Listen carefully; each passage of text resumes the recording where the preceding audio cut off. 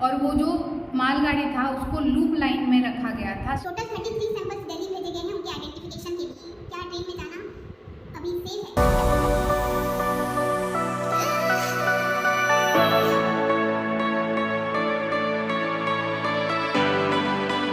Hello friends, welcome back to my channel.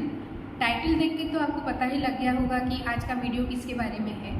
पिछले हफ्ते जो भयानक हादसा हुआ है रेल एक्सीडेंट का, उसके ही बारे में आपको आज मैं बताने वाली हूँ। कोई काम से बाहर जा रहा हो, कोई छुट्टी मनाने बाहर जा रहा हो, कोई काम से घर वापस आ रहा हो, या फिर मेरे जैसे ब्लॉगर्स जो दूसरे जगह पे जाके वीडियोस बनाते हैं, अपलोड करते हैं, तो सबके लिए ट्रेन एक सुविधाजनक और दूसरे वाहन के कंपैरिजन में सस्ता रहता है। तो इसलिए सभी प्रीफर करते हैं ट्रेन में ट्रैवल करना। मैं भी मैक्सिमम ट्रेन में ही ट्रैवल करती हूँ।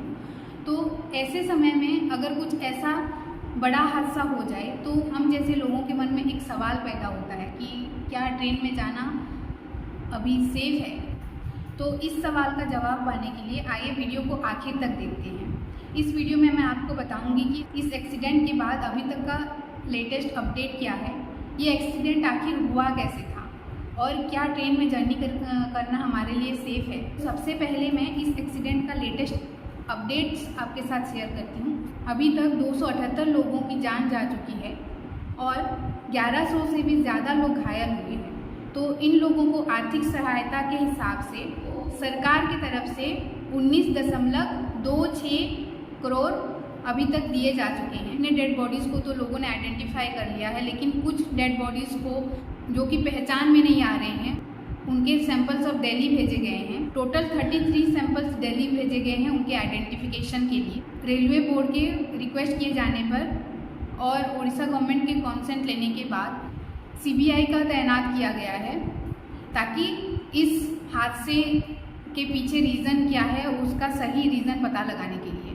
क्योंकि एक साथ 3 ट्रेन का टकरा जाना, उसमें फिर एडवांस टेक्नोलॉजी का यूज़ किया गया हो, उसके बाद ऐसा हादसा होता है तो उसके पीछे रीज़न जानना बहुत ज़रूरी हो जाता है। तो इसी के लिए CBI इंक्वायरी बिठाया गया है। तो उसका एक्चुअल रीज़न क्या है इसके पीछे, वो भी आपको कुछ दिनों में पता चल जाएगा। तो अभी हम जान लेते हैं कि एक्चुअली एक्सीडेंट हुआ कैसे, एक साथ 3 ट्रेन का एक्सीडेंट कैसे हुआ।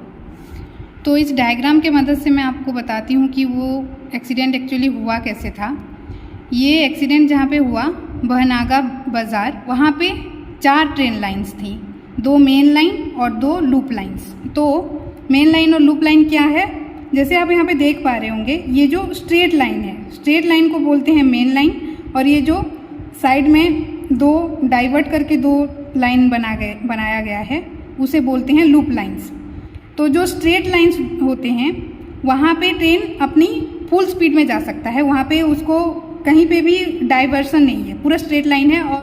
और ये जो लूप लाइन है, ये लूप लाइन को यूज़ किया जाता है ट्रेन को डाइवर्ट करने के लिए, या फिर अगर कोई दूसरी ट्रेन आ रही हो तो एक ट्रेन को रोक के रखने के लिए वहाँ पे। तो यहाँ पे आपको जब आप डाइवर्सन करते हैं तो यहाँ पे आपको स्पीड कम करना रहता है, और अगर कोई स्टेशनरी है तो उसमें तो कोई दिक्कत है नहीं। तो इस स्टेशन में जब कोरोमंडल एक्सप्रेस इस तरफ से आ रहा था, उस टाइम पे 2 मालगाड़ियाँ इन 2 लूप लाइंस में ऑलरेडी पहले से थी। कोरोमंडल एक्सप्रेस जब आया उसको ग्रीन सिग्नल पहले से मिल गया था, तो इसलिए वो अपना फुल कैपेसिटी के आसपास में ही अपना गाड़ी चला रहा था। कोरोमंडल एक्सप्रेस का फुल कैपेसिटी है 130 किलोमीटर पर आवर, और वो इस टाइम पे जब यहाँ पे पहुँचा, रेलवे बोर्ड के हिसाब से उसका स्पीड था 128 किलोमीटर पर आवर। तो उसकी कोई गलती नहीं थी, ड्राइवर की कोई गलती नहीं थी। ग्रीन सिग्नल मिला तो वो अपना फुल स्पीड से इधर से आया, लेकिन उसको सीधा जाना था, सीधा ना जाके वो लूप लाइन में एंटर कर लिया। ये किसके वजह से हुआ, कोई टेक्निकल ग्लिच था या कोई और वजह थी, वो अभी तक क्लियर नहीं हुआ है। CBI के जांच के बाद ही वो सब पता चलेगा, लेकिन वो लूप लाइन में एंटर कर गया।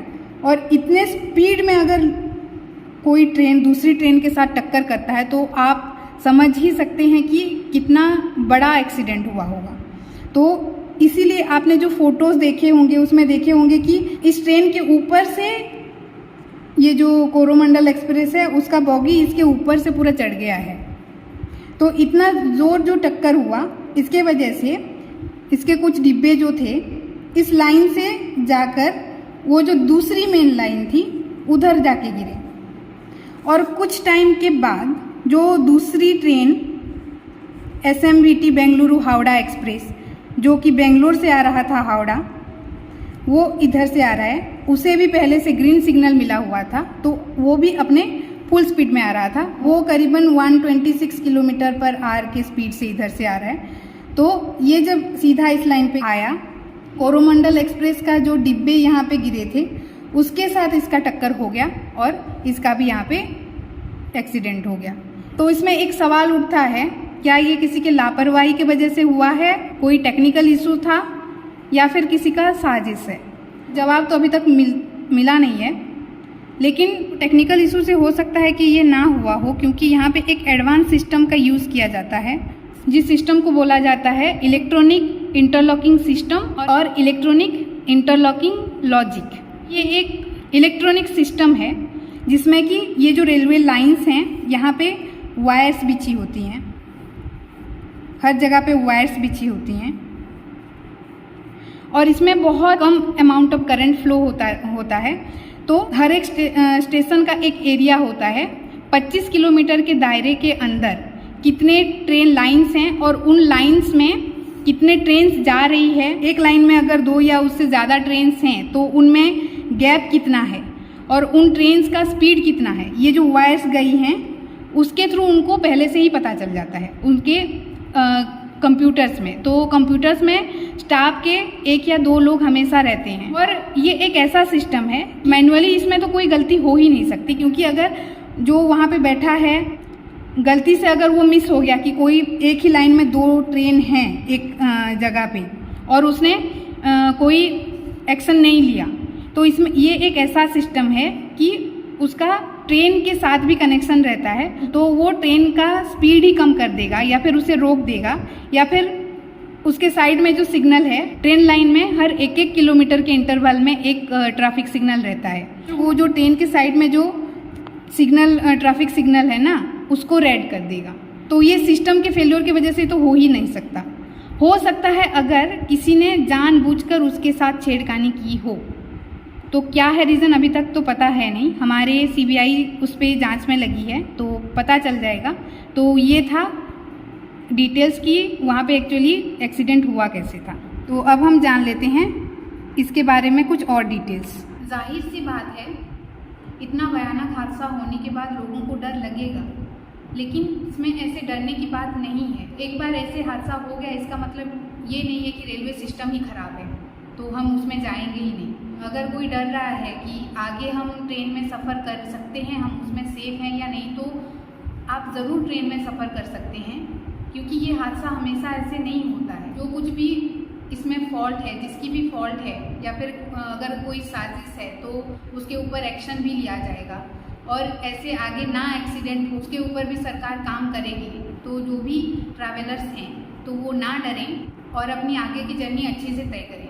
और एक बात मैं बताना भूल गई कि इसमें जो एक और पैसेंजर ट्रेन है, जो इसमें 2 पैसेंजर ट्रेन थे, है ना, एक है कोरोमंडल एक्सप्रेस और एक है SMVT हावड़ा एक्सप्रेस। तो ये जो SMVT हावड़ा एक्सप्रेस है ना, इसी ट्रेन में मैं हादसे की जस्ट 3 दिन पहले मैं बेंगलोर से भुवनेश्वर आई थी।